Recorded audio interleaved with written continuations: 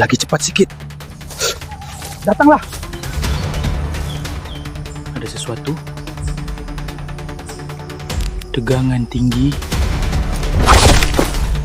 Siapa yang ada di sini?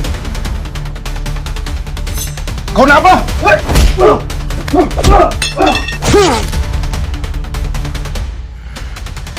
Jangan main-main dengan aku.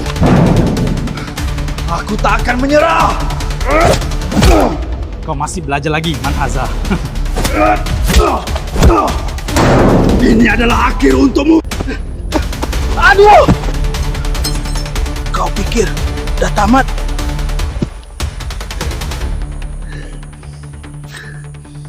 Belum tamat. Tak boleh lari lagi.